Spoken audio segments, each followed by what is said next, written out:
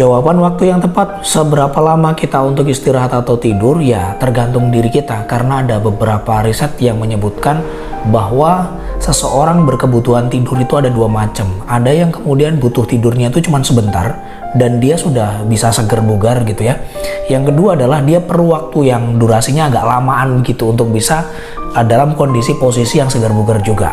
Nah, ini artinya ketika kita bisa pas menemukan pola tidur yang sesuai dengan diri kita, maka sebenarnya kita akan mempermudah diri kita atau akan membantu jalannya aktivitas kita sehari-hari, mulai beraktivitas yang normal daily-nya sampai kemudian aktivitas ibadahnya. Sehingga hal ini penting untuk kita. Pertama, ketika kita butuh waktu tidur yang lama, ya jangan coba-coba untuk kemudian memperpendek durasi tidurnya. Kenapa? Karena ada beberapa orang yang dengan kebutuhan tertentu mereka butuh istirahat yang lebih lama, mungkin mengalami disorderan apalah gitu ya, sehingga ketika dia dalam keadaan terjaga itu malah membuat dirinya itu jadi lebih berantakan gitu, udah moodnya cranky, gampang ngambek-ngambek, gampang marah dan seterusnya. Hal-hal yang kemudian ditimbulkan dari kurang tidur ini sangat berbahaya. Yang kedua, jika kita tahu dengan pola tidur dan kebutuhan tidur kita seperti apa, maka sebenarnya beraktivitas kita pun juga akan terbantu. Salah satu di antaranya adalah aktivitas untuk beribadah kepada Allah. Apa yang kemudian bisa terbantu dari pola tidur yang bagus? Salah satu di antaranya adalah kemampuan mengingat yang bagus.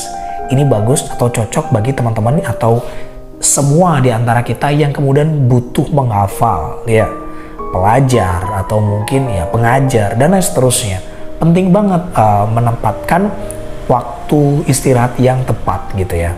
Yang kedua, jika seseorang yang kemudian bergelut di dunia aktivitas yang sifatnya kreatif gitu ya, konten kreator dan semacamnya, kreativitas itu menuntut seseorang untuk berpikir yang out of the box itu, dan memerlukan ide kreatif yang sumbernya itu dari pikiran yang cerah, hati yang lapang, dan itu bisa dipenuhi dengan waktu tidur yang cukup. Makanya biasanya ada beberapa orang yang stuck karena apa? Karena memang macet, nge-lag otaknya karena udah kecapean gitu ya.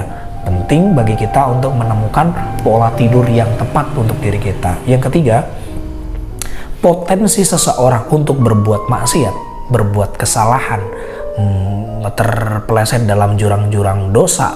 Nah, ini sangat mungkin jika kita kurang kontrol terhadap emosi kita.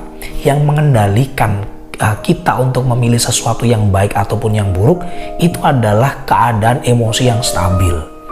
Itu bisa didapatkan apabila jiwa kita tenang, badan kita sehat, dan kondisi dalam diri kita itu fresh gitu ya, sehingga minim terjadinya kesalahan-kesalahan yang tidak disengaja.